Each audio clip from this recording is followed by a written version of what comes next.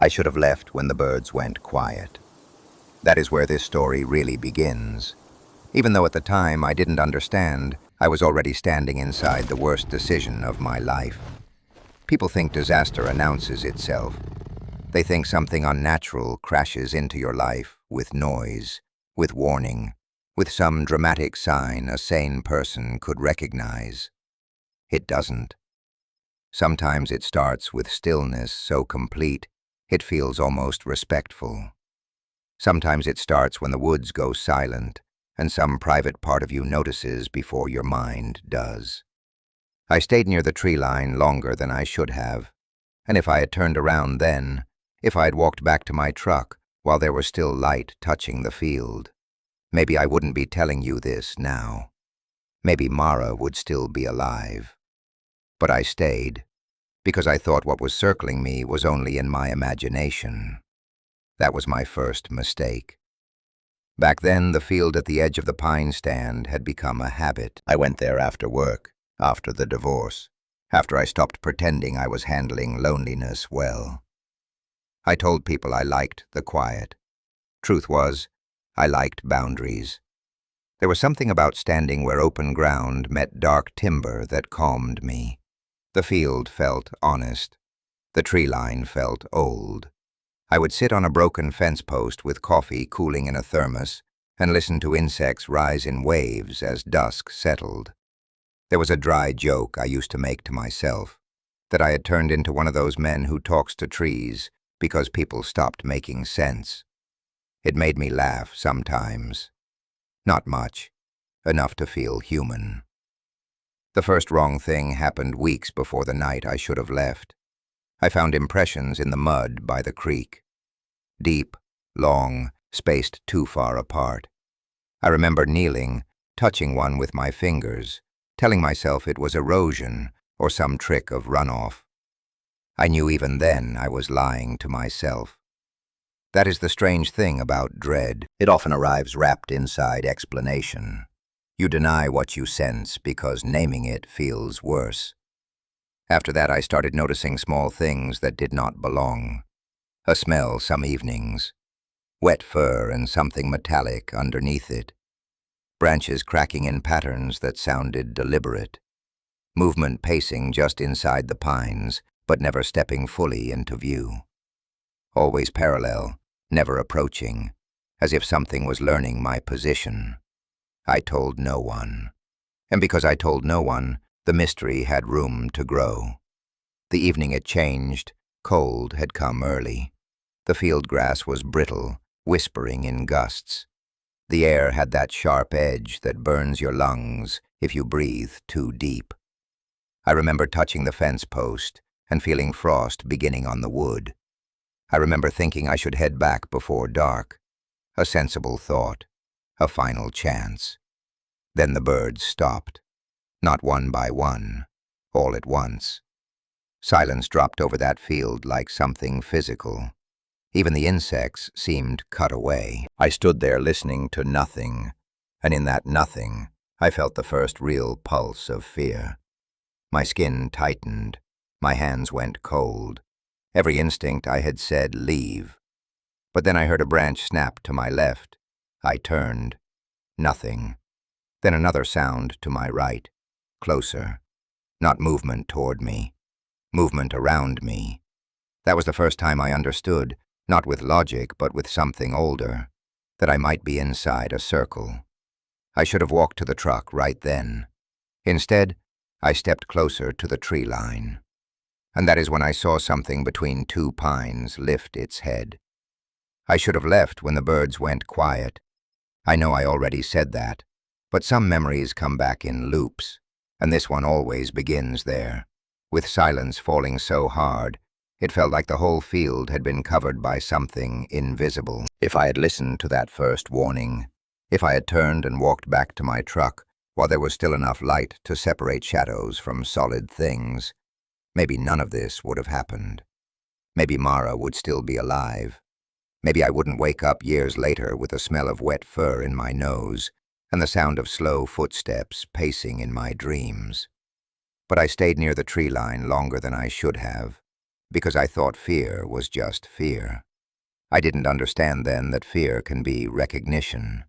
People who have never been truly afraid think terror arrives all at once. A scream in the dark, a thing lunging from the trees. That is movie fear. Real fear is slower. It has patience. It watches you cooperate with your own destruction, one small decision at a time. It lets you explain away each warning until explanation becomes part of the trap. That is how it happened to me. Back then, going to the field had become routine. After the divorce, after the house felt too empty to sit in at night, I started driving out there almost without thinking. There was a narrow county road that cut past abandoned pasture, then dipped toward a creek before opening into a field bordered by old pine. I liked the drive. Windows cracked, cold air coming in, tires humming over patched asphalt. It gave me the feeling I was moving towards something, even if I didn't know what. Maybe that was the real reason I kept going. Grief hates stillness. It pushes a man toward edges. The field itself was nothing special, if you saw it in daylight. Knee-high grass, rusted fence posts leaning at bad angles, a shallow creek that smelled of mud and leaves. But at dusk, it changed. Everything there seemed to hold its breath. The pines darkened first, becoming almost solid walls. The open field looked pale by contrast, like exposed skin. And I used to stand where those two met, at that boundary, because there was something about boundaries that made sense to me when nothing else did.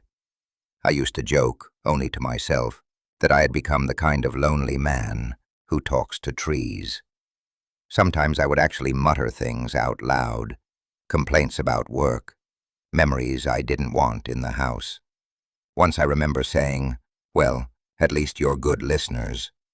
That made me laugh, a dry little laugh, the kind a person makes when humor is really a cover for pain.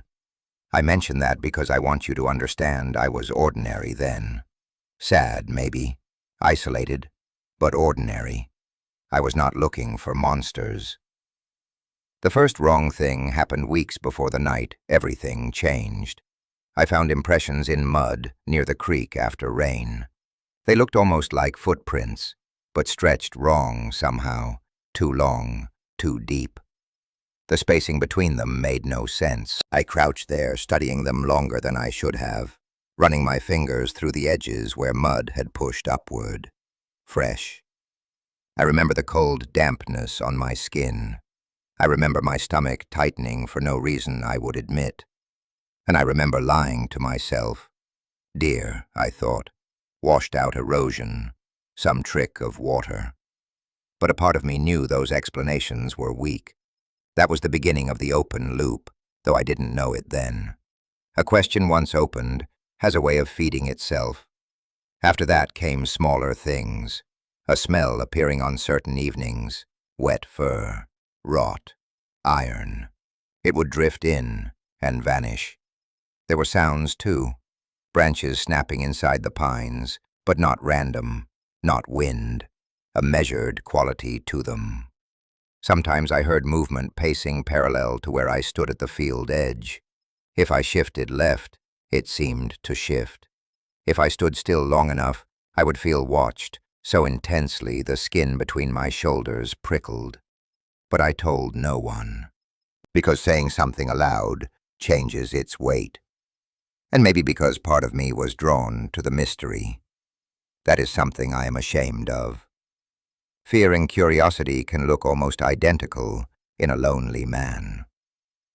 There was an old man at a gas station a few miles out who once asked where I hunted. I mentioned the field without thinking. He went quiet for a second too long. Then he said, "Don't stay by that tree line after the birds quit." I laughed, asked why. He shrugged and said, "Some things circle before they come close." I thought it was rural nonsense, drunk folklore, but I remembered it. Warnings have a way of returning later with sharper edges. The night I should have left started colder than usual. The air burned in my lungs. Dry weeds scraped against each other with that brittle whisper dead things make. There was a pale moon behind thin cloud, enough to silver the field but not enough to make the woods look safe. I got there before sunset and felt uneasy almost immediately. No visible reason, just unease settling low in the gut. I poured coffee from the thermos and noticed my hand shaking. That unsettled me more than I admitted. I kept thinking I should go, kept staying. That is how bad decisions often happen, not in one dramatic choice, in repeated failure to act.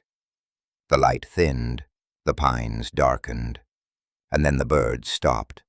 Not gradually, all at once. 1 second the field held ordinary sound, the next it was gone. Silence fell so suddenly I actually looked up, as if expecting to see something overhead that caused it. My ears rang in the absence. The whole field felt altered, pressure changed. Even the air seemed heavier. I stood there listening to nothing. And in that nothing I felt the first true pulse of fear. Then a branch snapped to my left, sharp, deliberate. I turned so fast my boot slipped in damp grass. Nothing visible, only trunks, dark gaps. Then another sound to my right, closer, not approaching, moving around me. That was the first moment I understood, not logically but instinctively, that I might be inside a pattern, inside a circle. I should have walked back to the truck. Instead I stepped closer to the tree line, closer to the pines, as if proximity would explain what distance distorted. I remember putting one hand against rough bark and feeling how cold it was. Resin smell, damp earth, that rank fir scent returning stronger now. Then between two trunks, I saw movement. Something tall, too tall, a shape lifting as if rising from a crouch. And just before it disappeared behind the dark, I saw what looked like eyes catch the last of the light. Not glowing, reflecting, watching. And in that instant, I heard footsteps behind me where there should have been nothing at all. When I heard footsteps behind me, I did not turn around. That is important. People always imagine courage as confrontation, like the natural response to fear is to face it. But sometimes the oldest part of the mind knows that turning to look can become a kind of surrender. I froze with one hand still against the bark, breathing through my mouth, because suddenly even the sound of my own lungs felt too loud. The steps behind me stopped when I stopped breathing. That was the moment denial began breaking. Before that, I had explanations. After that, explanations started sounding childish. I stood there trying to convince myself it was another hunter, maybe someone moving through the pines without announcing themselves. But no hunter I had ever known moved without a flashlight at dusk. No hunter paced in silence. No hunter stood close enough behind another man for him to feel presence before hearing motion. I listened. Nothing. Then, very slowly, I took one step toward the open field. Behind me, one step answered. The exact rhythm. A perfect echo. Cold moved through me so fast it felt liquid. I took another step. Another answered. Whatever was behind me was matching my pace. I wish I could tell you I spun around and saw it clearly. I did not. I did something far more human. I pretended not to understand what was happening. I walked toward the truck. Slowly. Not because I was calm. Because I was trying not to trigger whatever instinct was screaming prey inside me. The grass brushed my legs. My heartbeat had become so loud it drowned smaller sounds. I kept my eyes on the truck maybe 70 yards away, silver under weak moonlight, and told myself if I reached the driver's door, if I kept moving without panic, I could leave and never come back. Then I realized something that made my mouth go dry. There were impressions in the mud ahead of me, fresh, deep, where none had been when I walked in. I stopped dead, because something had gotten in front of me. I can still feel that realization, like ice pressed under the ribs. Whatever had been behind me had not followed. It had positioned, circled. The old man's words came back so clearly, it was like hearing him at my shoulder. Some things circle before they come close. I should have run then. Instead, I made another mistake. I looked toward the tree line again. At first, I saw only darkness, then movement. Not one shape. A shift farther left, then another farther right, repositioning, as if multiple points were adjusting around a center, and I was the center. I backed toward the truck, every nerve waiting for impact that did not come. Nothing charged, nothing lunged. That almost made it worse. Predators, I understood, attacked. This felt patient, testing, learning. I reached the truck, fumbled the handle so badly I dropped the keys twice. And when I finally got inside, I locked the doors so fast I nearly broke the switch. Then I just sat there, not starting the engine, listening. Because some stupid part of me still wanted to hear something ordinary. Coyotes, deer, anything. Instead, something heavy moved past the rear of the truck. Not seen, heard. A slow wait in the grass. I turned in the seat and looked through the back window. At first, nothing. Then, near the tree line, a silhouette where there had not been one seconds earlier. Tall, still, watching the truck. Moonlight was too weak to define it clearly, but I saw enough to know its proportions were wrong. Too narrow through the torso, shoulders angled strangely, and the head did not look human. I started the truck so hard the engine coughed. Gravel sprayed as I pulled onto the road, and for maybe the first half-mile I kept checking the rear-view mirror, expecting to see headlights, a person, some explanation chasing me down. There was only darkness. I drove home shaking so badly I could barely hold the wheel. And here is the part I am most ashamed of. I told myself I would never go back. And even as I made that promise, some part of me already knew I was lying. Because terror had become a question. And questions can pull harder than common sense. For 3 days I stayed away. 3 days trying to behave as if none of it happened. Work, sleep, coffee, normal things. But ordinary life had changed texture. At night I kept replaying the shape by the tree line, not fully seen, half denied, which made it worse. A clear sighting can become a fact. An uncertain one becomes obsession. By the second night I started hearing sounds outside my house. Gravel crunching near the back porch. Soft enough to doubt. Distinct enough to wake me fully. I would lie in bed holding my breath, listening. Sometimes nothing followed. Sometimes I thought I heard pacing. Parallel to the house. Step. Pause. Step. Pause. Matching the rhythm from the field. I checked outside each morning, found nothing. No tracks, no damage. And because there was no proof, I began wondering if fear had crossed into imagination.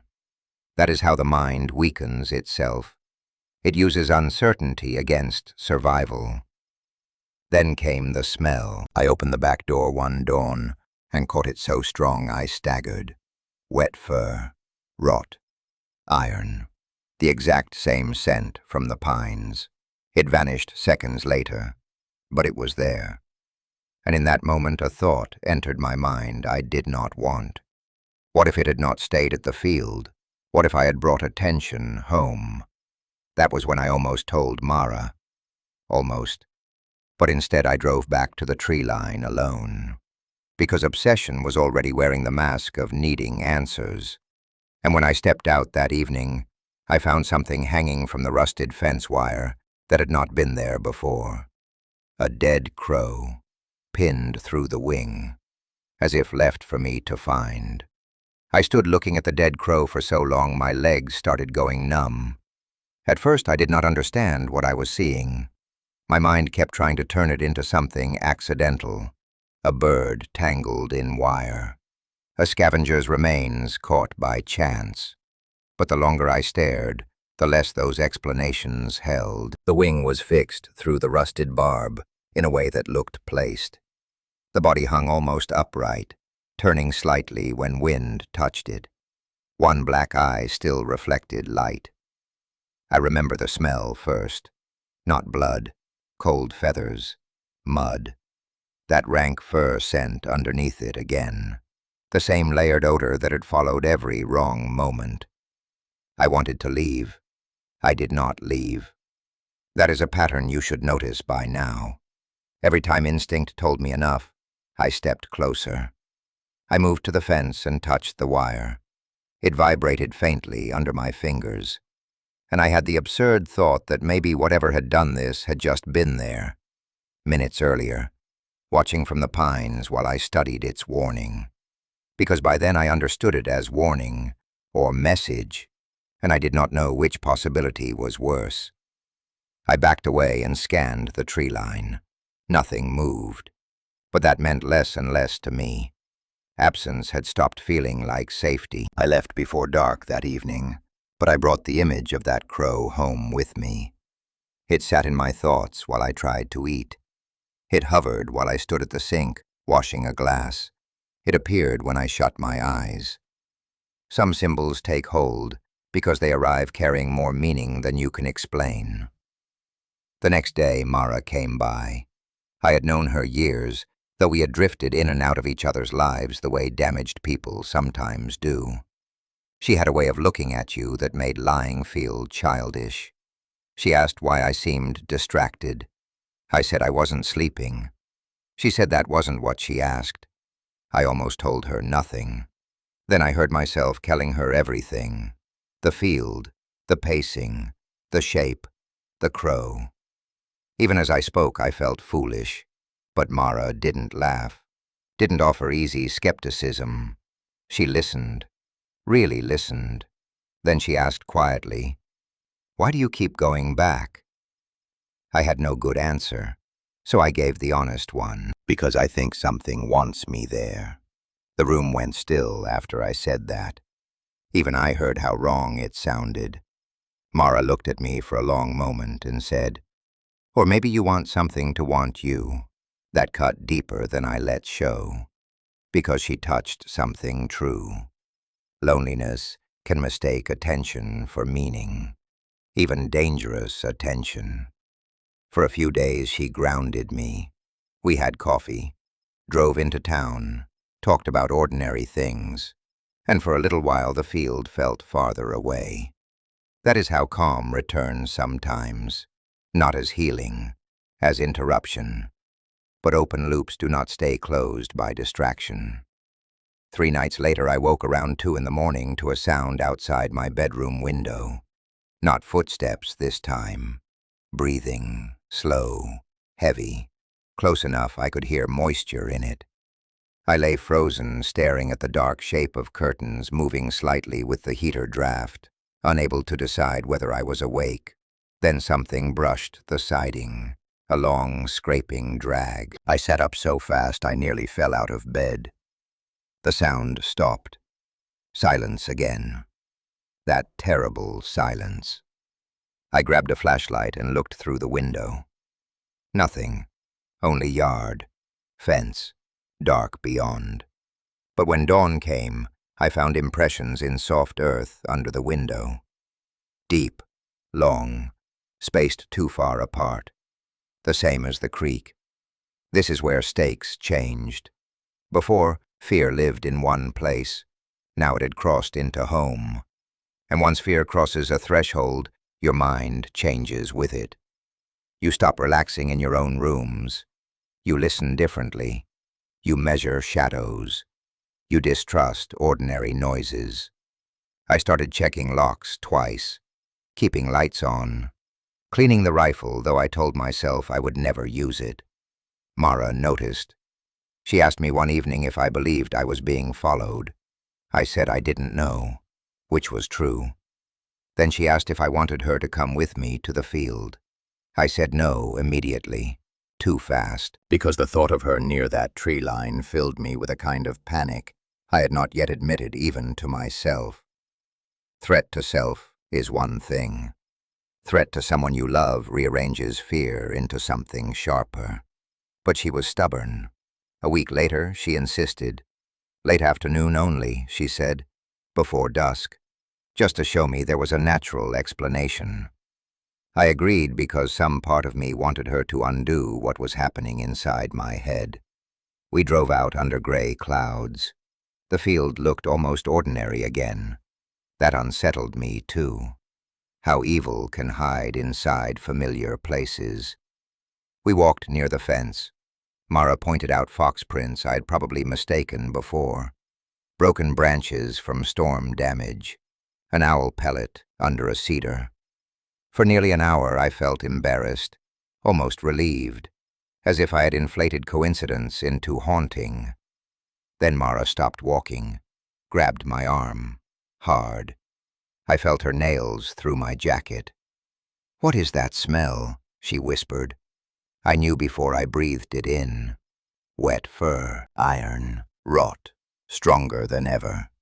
And from inside the pines came one slow, deliberate knock.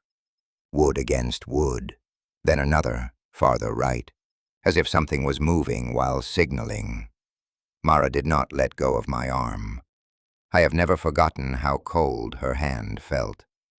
We started backing toward the truck, and as we did, I looked once into the trees and saw, between two trunks, something tall, lower itself as if dropping from a standing posture into a crouch. Watching us, watching her. We got in the truck without speaking, drove half a mile before Mara finally said, very quietly, "It was there before we arrived." Before we arrived. The same idea that would come back later, in worse form, as if we had not discovered a presence, only stepped into territory already aware of us.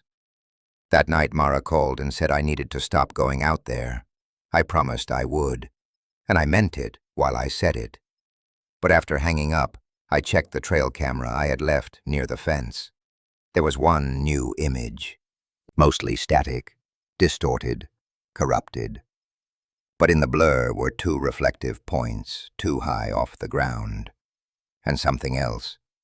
At the far edge of frame, another pair, lower, separated, watching from behind the first.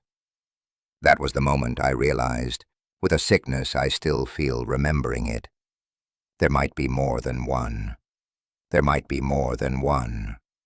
I must have stared at that trail camera image for an hour, maybe longer.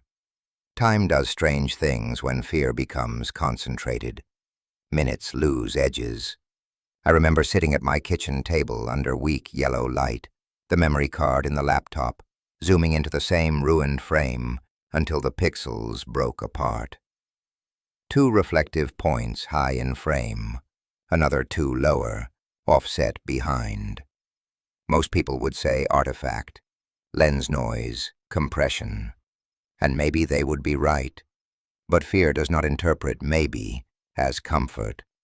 Fear treats maybe as multiplication. Because if there was one thing out there that was already beyond reason, if there were several, then every circle I thought I sensed might have been incomplete, part of something larger.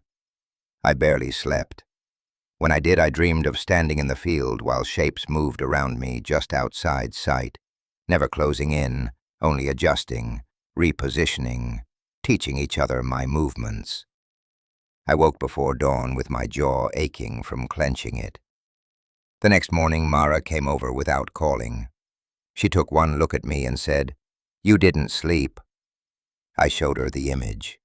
I expected skepticism. I think I wanted it. Instead, she stared longer than I liked, then asked, "Why are there two heights?" Such a simple question, such a devastating one, because she had seen the same thing I had. I told her maybe it was distortion. She nodded too quickly. a lie agreeing with a lie, and both of us knew it. That was when the bond between us changed. Before, she had been trying to calm me. Now she was afraid with me. Shared fear is intimate, in a way people rarely talk about. It binds fast, too fast. For a while we tried to be rational. We listed explanations. Feral dogs, people trespassing, equipment malfunction. But every explanation felt thinner than the evidence pressing against it. And beneath all those discussions was the fact neither of us could explain the smell, or the pacing, or the impressions below my window. Facts do not become less troubling because you arrange them politely. 3 days later I heard the vocalization for the first time. I was back at the field alone. Yes, I went back. Even after promising Mara, even after the image, because obsession had hardened into something uglier by then. Compulsion.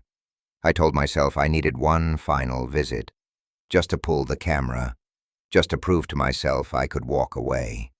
But people often return to the edge precisely when they claim they are done. Dusk was coming fast, cloud cover low, the field darker than usual. I had just reached the fence when it came from across the creek, a sound I struggle even now to describe. Not a wolf, not a coyote, not any dog I've heard.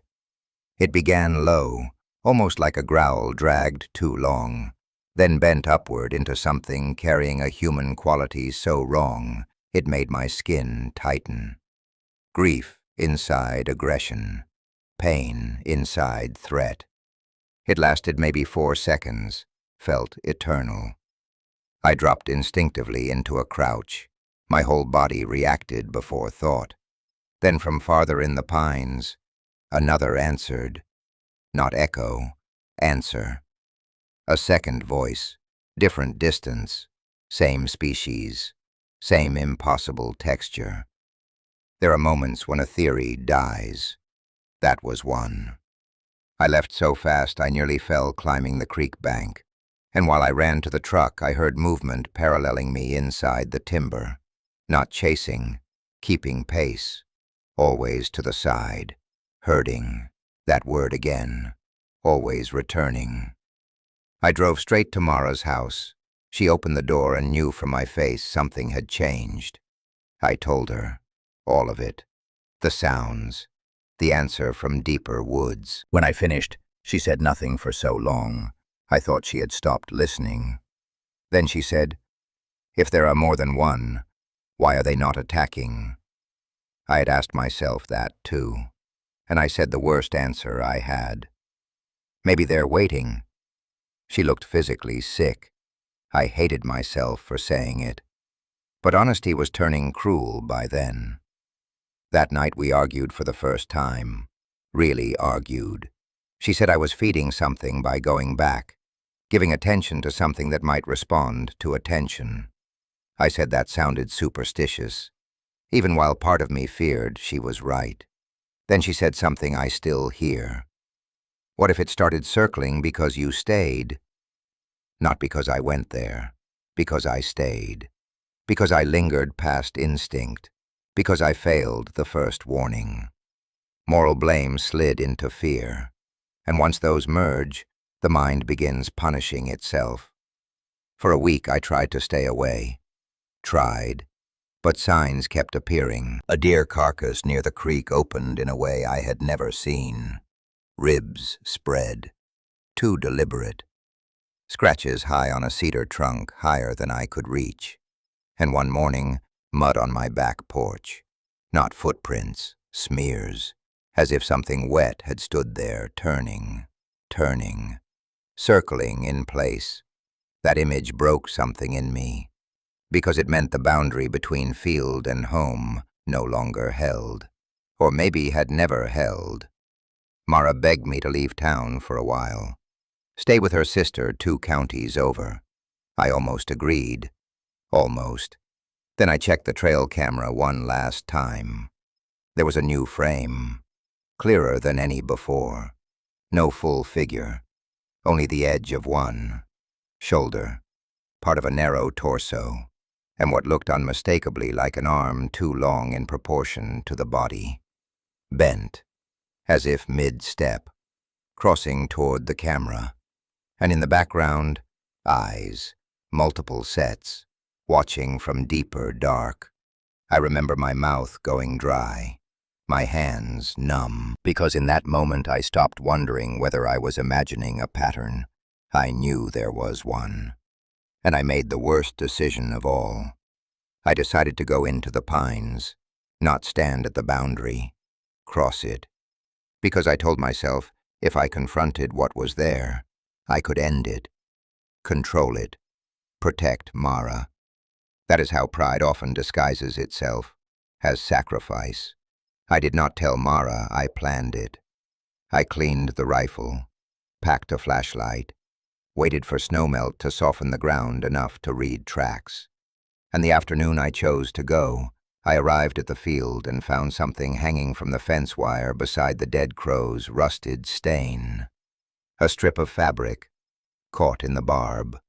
Blue, from Mara's jacket. A strip of fabric, blue, from Mara's jacket. I knew it before I touched it. There are moments when recognition hits so hard it feels physical, like a blow landing under the sternum. My breath left me. For a second I could not move. The cloth fluttered faintly in cold wind, snagged in rust, as if it had been waiting for me to arrive and see it. I reached out, touched it. Wool. Her wool. The jacket she wore the day we came together. I remember saying her name out loud, not shouting, almost whispering, as if speaking too loudly would wake something. My first thought was simple and terrible. It had been near her after we left, maybe closer than either of us knew. My second thought was worse. Maybe this was meant for me to find. A message, a lure. You can call that paranoia. Maybe it was. But standing there with that strip of blue trembling on barbed wire, rational thought felt very far away. I should have driven straight to Mara. I should have left the field forever. Instead, I made the choice that still burns in me. I crossed into the pines. For the first time. Past the boundary I had treated for months like a line even fear respected. The moment I stepped under the trees, the air changed. Colder, damp, close. Sound altered, too. The field behind me seemed to recede almost instantly, as if the woods absorbed distance. Pine needles softened my steps. Rotting leaves released a wet, earthy smell. And underneath it, that fur smell, heavy now, almost fresh. I moved slowly, rifle in one hand, flashlight in the other, though it was still late afternoon. Light came through branches in narrow gray shafts. Trunks stood like columns, too regular, too still. I remember thinking the woods looked staged, as if waiting. I'd gone maybe 30 yards when I realized I could no longer clearly see the field. That frightened me more than I expected. Orientation gone. Escape obscured. The symbolic boundary had become literal. And still I kept going, because turning back by then felt like admitting I had endangered Mara by waiting too long. Guilt was driving, not courage. I found tracks almost immediately, deep impressions in black soil. Fresh enough edges still held. Long stride, too long. Then another set crossing the first at an angle. Then another, overlapping. A network, not random movement. Paths. My mouth went dry. There had been more than one. There had maybe always been more than one. I heard a knock then, wood against wood, close, to my right. I swung the flashlight. Nothing. Then the same sound farther left, repositioning, like signals. My pulse started hammering. I said out loud, "Who's there?" Ridiculous question. Human question. No answer. Then something exhaled. Close enough I heard moisture in it. Not behind me. Above. I looked up, saw only branches. But something moved from one trunk to another with impossible speed, just a dark displacement where none should have been. I stumbled backward, nearly dropped the flashlight, and that was when footsteps began circling, not rushing, circling, slow, measured, one side, then another, always just beyond clear sight. My body knew before my mind accepted it. I was being maneuvered. I turned in place, trying to catch a full look, and only got fragments. A shoulder-like mass slipping behind bark, a narrow head shape too high, eyeshine appearing, then vanishing when centered in the beam. Every glimpse incomplete, as if whatever moved there understood how to stay partly seen. I backed toward where I thought the field should be. Thought. That word matters, because I was already losing direction. The woods looked changed, every trunk similar, every opening deceptive. Panic began rising, that hot metallic panic taste in the mouth. Then I heard something I have never spoken aloud to anyone until now. A sound almost like a laugh, not human, not animal, a broken chuffing sound from deeper in the trees, answered by another. Several. My knees nearly gave out. This was not a solitary thing defending territory. This was social, coordinated, and I had walked into the middle of it. I ran. No strategy, no dignity, pure survival. Branches hit my face. Brush tore my clothes. I heard movement pacing alongside, but never directly behind. Flanking. Always flanking. I crashed through a tangle of saplings and burst into the field so suddenly I fell to one knee in mud. I looked back. Nothing emerged. The tree line stood still, silent, as if nothing had happened. That nearly broke me more than pursuit, because it made the whole thing feel impossible to prove. I got to the truck shaking so hard I dropped the keys twice. And when I finally drove to Mara's house, she opened the door already angry. She had been trying to call. I held up the strip of blue fabric. Everything in her face changed. She touched her sleeve, then whispered, "I lost a piece of that last week."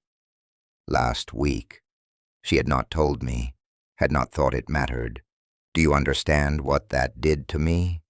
It meant the fabric may not have been newly placed, or it had been held, kept, returned. Both possibilities were poison. I told her I went into the pines. She went pale with anger, then said words I still hear. "You crossed the line." Not metaphor, accusation, fact. And she was right. Something changed after that, even between us. Love under fear develops cracks. We argued harder than ever that night. She wanted me to leave. Now, immediately. I refused, because some diseased part of me believed I was close to understanding, close to ending it. Obsessions always think revelation is one step away. Hours later, she finally said, "Then I'm going with you next time." I said there would be no next time. But even as I said it, we both heard something hit the side of the house. Hard. Not a branch, not wind. A slam. The kind that rattles glass. We froze. Then came slow movement along the outside wall. Step. Pause. Step. Pause. Matching the rhythm from the field. Moving toward the back door. And then 3 deliberate knocks. 3 deliberate knocks. Not random impact. Not settling wood. Knocks. Even now, years later, that detail unsettles me more than the glimpses in the trees. Because knocks imply intention, in a way movement alone does not. A knock is communication, or imitation of communication. Both possibilities are wrong. The sound came again. 3 slow strikes. Wood answering wood. From the back door. Mara grabbed my wrist so hard it hurt. Neither of us spoke. We just listened. The old house seemed to contract around those sounds, heater ticking in the walls, refrigerator hum suddenly too loud, and beneath it, silence outside so complete it made the knocks feel staged, isolated, deliberate. Then slow movement resumed along the siding. Step, pause, step, pause. Not hiding, letting itself be heard. I mouthed, "Stay here," and started toward the kitchen. Mara shook her head violently, would not let go. But fear can push a man into foolish action, disguised as protection. I took the flashlight from the counter and moved to the back door. Every board creaked under my feet. I remember that. The unbearable, ordinary sound of floorboards, while something impossible waited inches beyond a locked door. I put my eye to the dark pane, saw only my own reflection at first. Then, movement close to the glass, so close I jerked backward, a shape crossing the narrow porch, tall enough the upper part vanished beyond the frame. Not clear, a passing mass, but real enough. Mara made a sound behind me I had never heard from her before. Pure fear. I threw open the porch light. Nothing. Empty boards. Fence beyond. Dark yard. But on the door itself, at shoulder height, 3 wet streaks trailed downward, as if something damp had touched the wood. Long, parallel, not scratches, smears. I locked the deadbolt, though it was already locked. A stupid gesture. But humans perform rituals when control is gone. We did not sleep. We sat in the living room until dawn, with lights on, speaking in fragments. At some point, Mara said, "It followed you here." I wanted to deny it, couldn't, because I had begun fearing something worse. That I had not been followed, that I had been accompanied. There is a difference. One suggests pursuit, the other suggests invitation. At sunrise, we checked outside. Soft earth by the porch held disturbed patches, but no clean prints, except near the fence. There, in mud, wide impressions formed part of a curved pattern. Not a straight approach, an arc, as if something had stood, turning, circling. The motif again, always returning. That was the morning reality hardened. No more polite explanations. No more pretending stress alone could account for what both of us now experienced. Fear became shared fact, and shared fact demanded action. Mara said we leave town that day, pack essentials, drive to her sister's. I agreed, finally agreed. And maybe if we had left that hour, maybe things change. But tragedy often enters through delay. We wasted time. Small things. Coffee. Phone calls. An argument over whether to tell police anything. Ordinary human hesitation while catastrophe waits. By afternoon, snowmelt rain began. Gray drizzle. Cold. The kind that turns roads slick and fields black. Mara went home to pack. I drove back to my place for the rifle and some clothes. That separation. That single practical separation. I have replayed it more than any other decision. At my house, I found the back door ajar. I knew I had locked it. I know people misremember locks. I know trauma distorts certainty. But I knew. Inside, nothing looked disturbed, at first. Then I saw mud on the kitchen floor, wet prints, not clear enough to read, but there, leading halfway toward the hallway, stopping, as if whatever entered had stood listening. I nearly vomited. I left everything, drove straight for Mara's. Halfway there, she called, voice shaking. Said she thought something was moving near the tree line behind her house. Said she heard knocks in the shed. I told her lock the doors. I'm coming. She said hurry. That word still lives in me. Hurry. Rain thickened, wipers smearing more than clearing. The whole drive I had the irrational certainty I was already too late. When I turned onto a road, I saw her truck in the drive. Driver door open, engine running, headlights on. Mara nowhere visible. I stopped so hard, the truck slid. Jumped out, called her name. No answer. Then from behind the detached shed, a scream. One scream. Cut short. I ran, mud sucking at my boots, rifle in hand, though I do not remember raising it. I rounded the shed and saw movement at the tree line. Fast, low, then rising, dragging or pulling, I could not tell. I fired, once. The shot shattered everything. Birds exploded from trees, echo rolled. And for one impossible second, I saw it in full enough outline to destroy denial forever. Tall, lean, head long and wrong, arms too long by human proportion, and posture. Not quadruped, not man, something between categories. It turned at the gunshot, looked at me, and I saw eyes catch the rain, like wet metal. Then it moved. Not running as I understand running, covering ground in bursts too fast to track. Gone into timber. I found Mara near the shed, alive, breathing, mud on her clothes, a deep slash across her shoulder. She kept trying to say something, couldn't, then finally whispered. There were two. Two. Not one. Not a panicked mistake. Two. One drew me. One came for her. Coordination. Strategy. That realization hit even through adrenaline. We got her into my truck. I pressed a jacket to the wound, started for the road, and as I looked once in the rear view toward the tree line, I saw shapes pacing parallel to the truck through rain-dark timber. Keeping up. More than one. Circling even as we fled.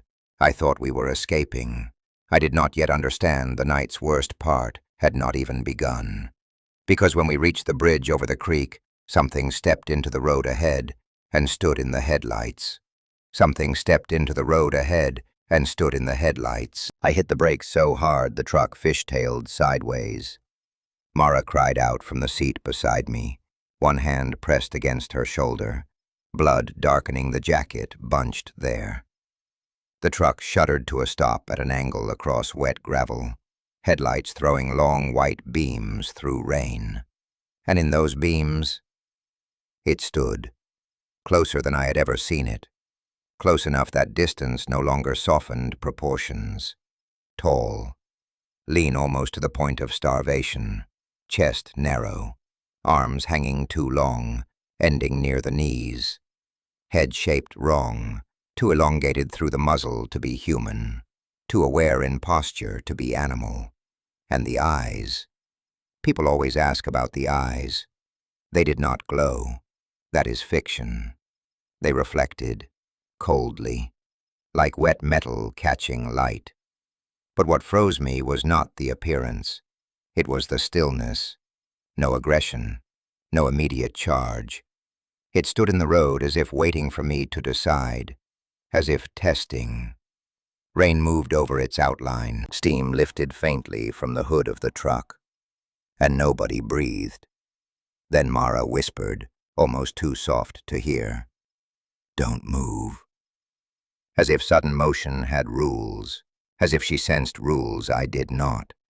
My hand tightened on the steering wheel so hard it cramped.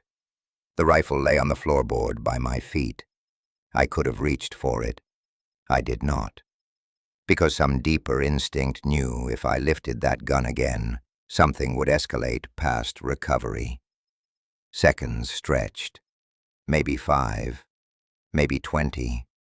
Time had broken.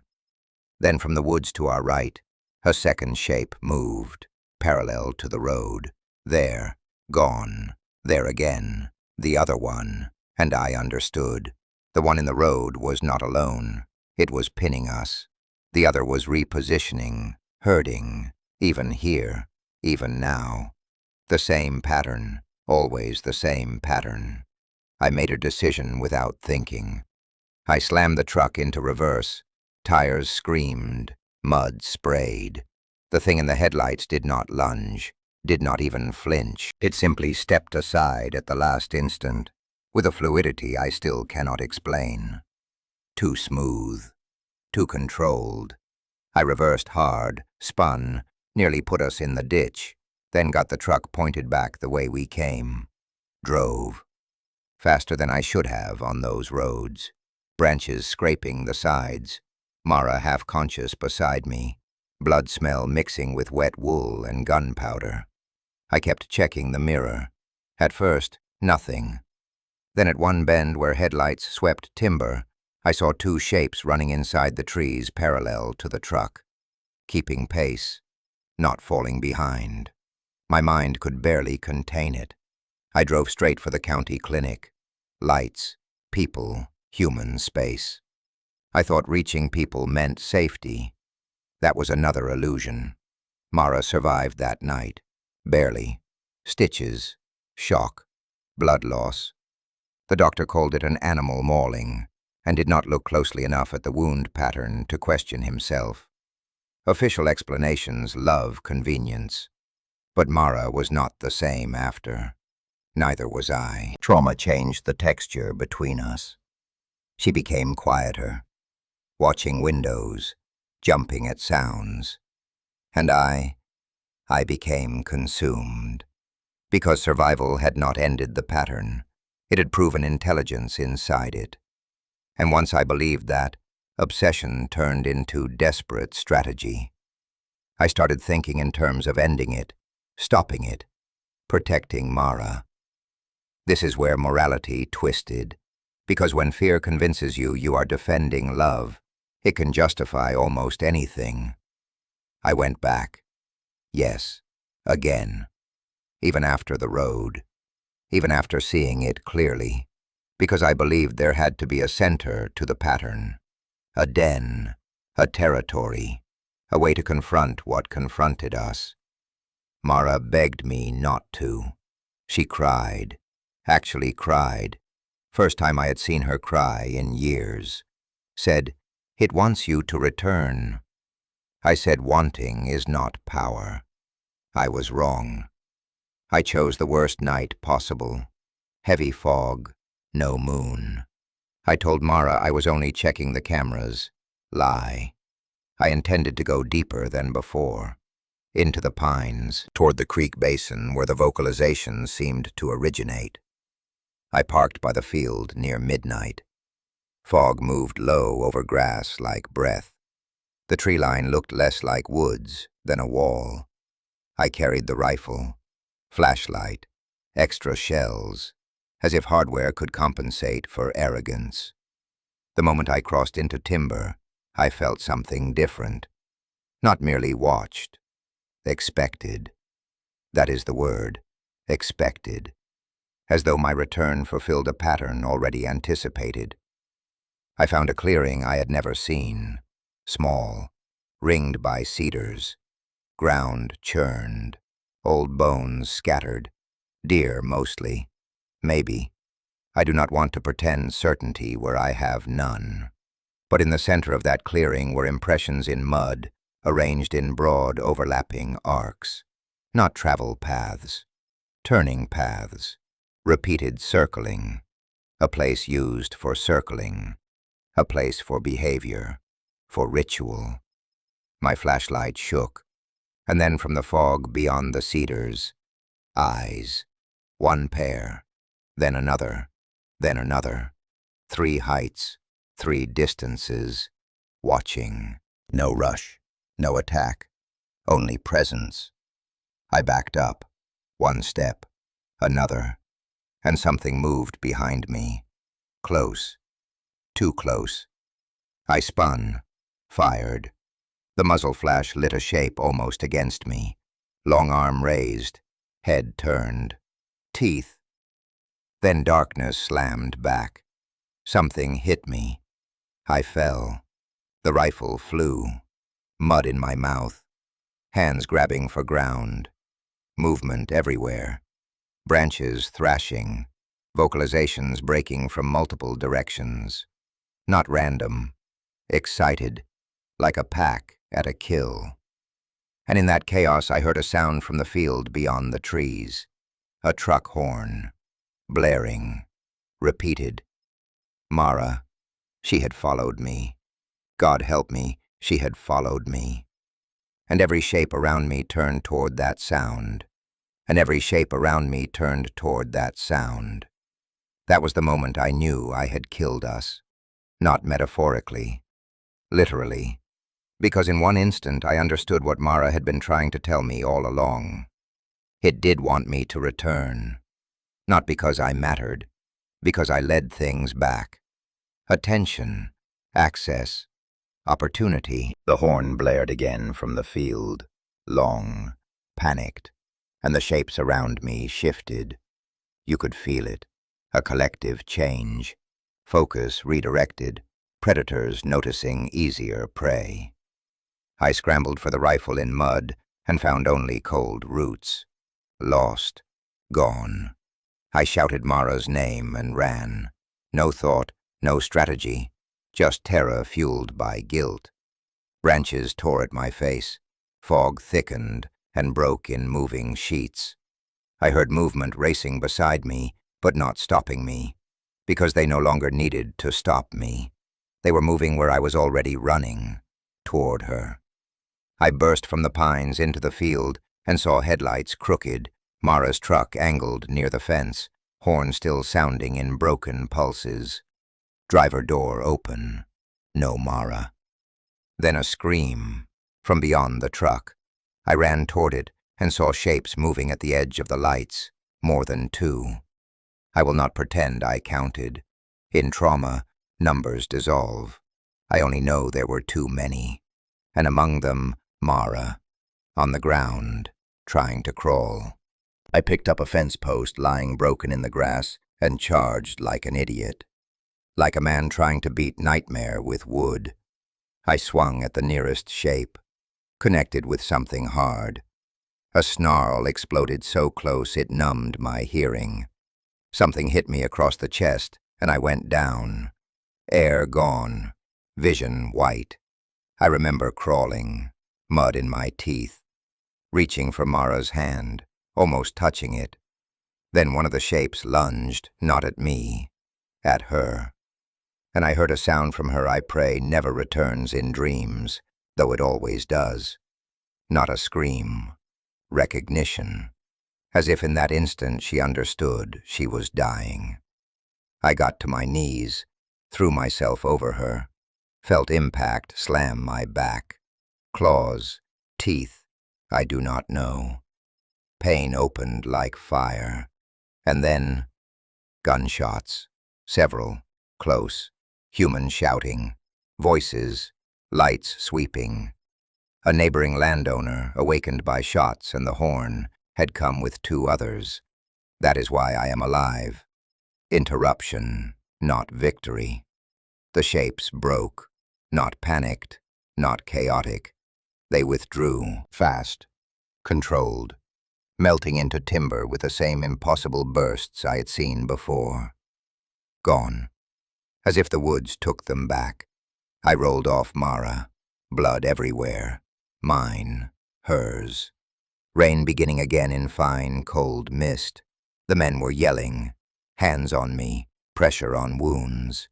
But I heard almost none of it, because Mara was looking at me, still conscious, barely. And she said the words that ended whatever remained of me. It was circling before you. Before you. Again, the same phrase, returning like a curse, as if she meant I had not caused it, but had stepped into something ancient already moving. Or maybe she meant it had circled her before it circled me. I have spent years not knowing which meaning kills me more. She died before dawn, in the ambulance, holding my wrist, then not holding it, just wait, then nothing. There is no dramatic way to tell that. Loss is often brutally plain.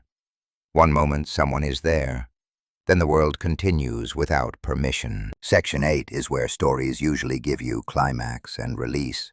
Real life gives devastation and paperwork, police reports, statements, animal attack classification. Questions I answered badly because shock had broken sequence in my head. No one believed what I described. Why would they? I barely believed memory myself. My back healed with scars. My chest healed badly. Nothing else did. For months after, I moved like a man underwater. Could not feel hunger. Could not track days. Sat in rooms with lights off. Listened for pacing outside. Sometimes heard it. Sometimes maybe imagined it. What difference did it make? Guilt made every sound accusatory. Because here is the moral wound at the center. I brought her there. Not physically that final night, but by obsession, by refusal, by crossing every warning. I can argue there were older forces at work, that something circled before me. May be true. But guilt does not care about metaphysics. It feeds on choices. And mine were real. Months later, after winter passed, I returned once. Only once. To the field. Compulsion again. Punishment, maybe. The fence where Mara died had been partly repaired, grass grown high. But near the post I found impressions in soft earth, arranged in a half ring. Turning marks. Fresh. As if something had stood there circling after we left, after she died. And in the mud beside them, a blue thread, from wool, caught under a print. I fell to my knees. I do not mind admitting that. A grown man in mud, shaking, because some part of me realized the story had not ended with survival. The pattern had left a final callback, a final cruelty. As I stood to leave, I heard movement in the pines. Slow, measured, step, pause, step, pause. The old rhythm. I did not turn. I walked to the truck, and just before reaching the door, I heard from the tree line. One deliberate knock, wood against wood, as if something was reminding me. It was still there. It was still there. That was the realization I carried into the years after, heavier than grief, heavier even than fear. Because fear can fade at the edges. It dulls with routine. It softens under daylight, under errands, under bills, under all the humiliatingly ordinary tasks life keeps demanding after catastrophe. But the belief that something remains, that does not dull. It nests. The months after Mara died are hard to tell cleanly, because numbness is not linear. I remember fragments, sitting in my truck outside grocery stores, unable to make myself go in. Waking at 3:17 for weeks, always the same time, heart pounding before I knew why. Standing in the shower, staring at water run pink the first days, while wounds still leaked through bandages. And always listening. Listening became my real occupation, for pacing outside, for knocks, for the subtle wrongness when ambient sound drops away. There were stretches I convinced myself trauma explained everything. That the movement I thought I heard at the property edge was branches. That the smell of wet fur drifting into memory at random moments was grief linking senses badly. That waking at night, certain someone stood beyond the curtains, was a nervous system refusing to stand down. All of that may be true. Some of it certainly is. Trauma is real. Hallucination under grief is real. I know enough now to admit that. But admitting those possibilities never erased the details that resisted them. The tracks after rain. The dead crow months later on a different fence. The knocks, always 3, never 2, never 4. 3. Patterns matter. That is something I learned too late. I stopped speaking to almost everyone. People do not know what to do with haunted men. They offer closure when there is none. They offer logic where logic has already failed.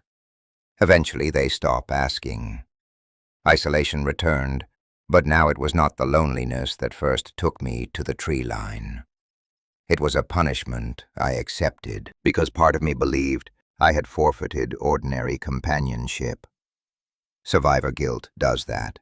It makes you treat continued life like theft. Years passed. I aged, hair grayed, scars whitened. The raw panic dulled into something more exhausting, hypervigilance, a constant partial readiness. I moved houses twice. Neither helped. Boundaries changed. Listening did not. Once, in the second house, after heavy snow, I found a line of impressions crossing the yard toward the rear fence. Too melted to read clearly. Could have been anything. But they stopped at the fence. No prints beyond, as if whatever made them ended there. I stared until my hands shook, then covered them with a shovel, as though burying uncertainty could bury memory. It cannot. Around year 5, I made the mistake of looking into old county records. I wanted context, wanted to know if madness had precedence. I found clipped articles. Livestock mutilations dismissed as predators. A hunter missing in 1978 near the same creek basin. An older report mentioning large canid-like forms pacing property margins. Margins. Again. Always margins. The repetition should have comforted me, maybe, made the thing feel folkloric. Instead, it deepened dread, because recurring stories suggest persistence, not anomaly.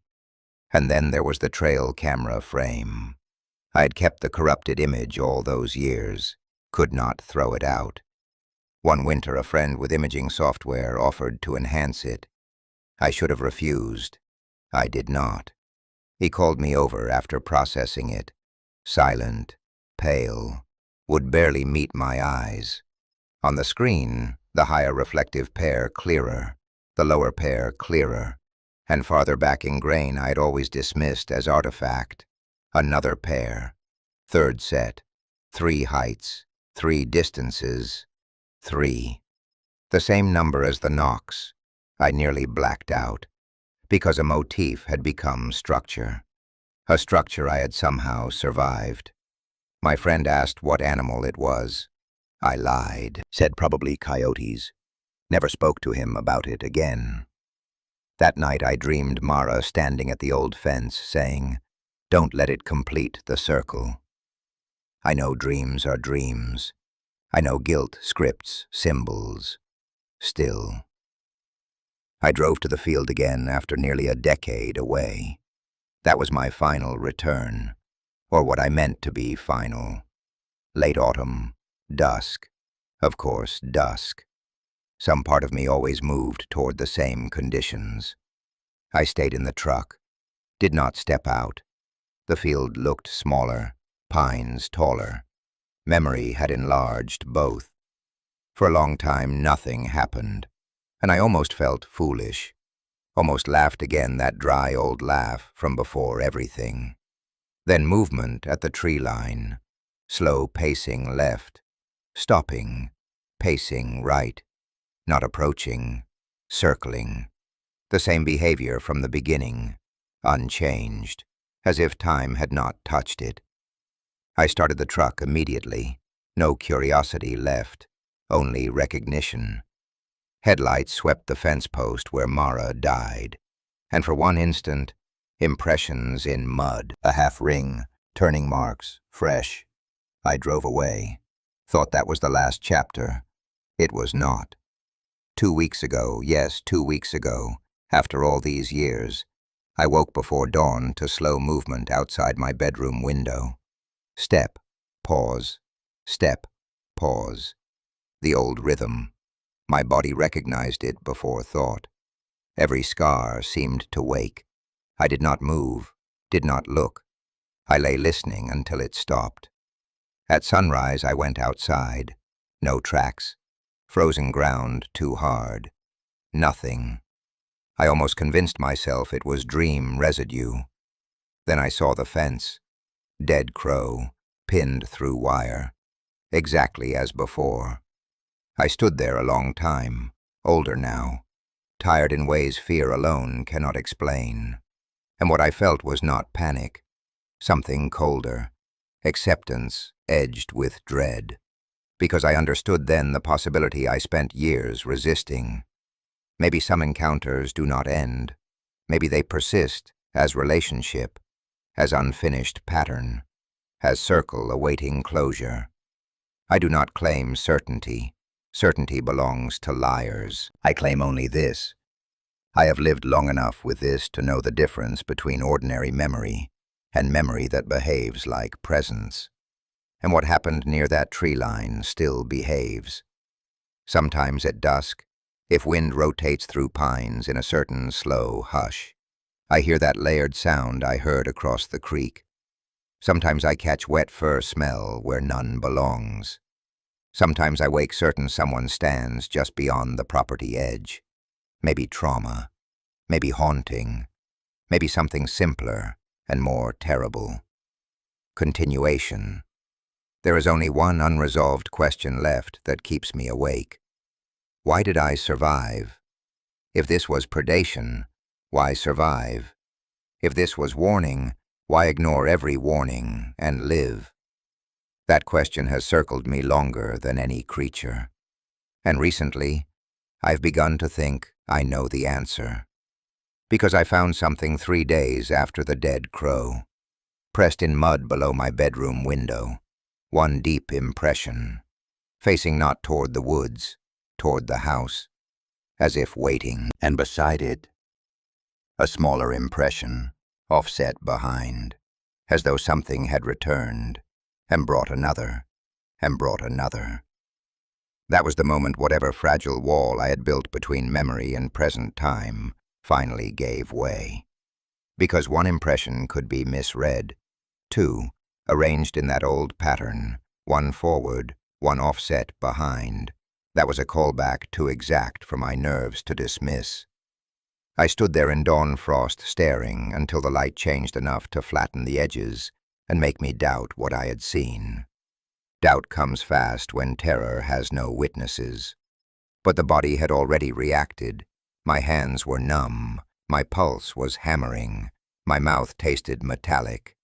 Recognition had happened, and once recognition happens, doubt can argue, but it cannot erase.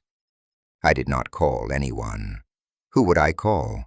And say what? That something from decades ago might be revisiting my fence line with what looked like offspring?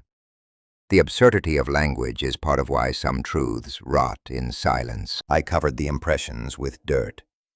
Another ritual of control. Then sat at my kitchen table for hours, understanding something I had resisted all these years.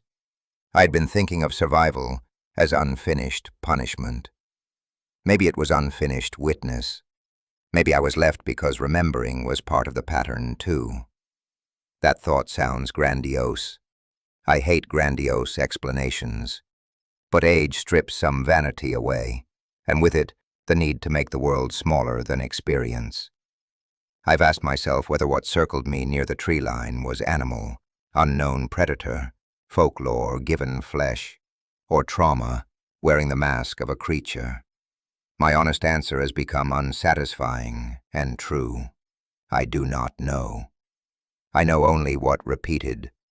The silence before appearances, the circling, the knocks, the number 3, the boundary behavior, the way attention seemed to matter, the way return seemed to matter. Patterns stronger than interpretation, and patterns in the end are what convinced me there was meaning in warning. That is why I am telling you this, not because I expect belief. Belief is cheap. Because I want to confess the hidden truth beneath all the horror, the thing more human and more shameful than monsters. I sensed danger early, and stayed anyway. That was the original sin in this story, not seeing something impossible, ignoring something intuitive. Every tragedy after may have roots older than me. Maybe Mara was right, and it was circling before I ever arrived. Maybe I stumbled into an old territory already alive with its own order. But I crossed the line willingly, repeatedly. That part is mine. And if there is any moral reckoning worth offering, it is not supernatural. It is intimate. Respect the first warning. Respect the unease you cannot explain. When birds go quiet, notice. When a place begins feeling aware of you, leave. When loneliness draws you toward boundaries because the dark seems to understand you better than people do, be careful. Some edges do not heal those who lean on them. They study them. I have not returned to the old field again. I will not.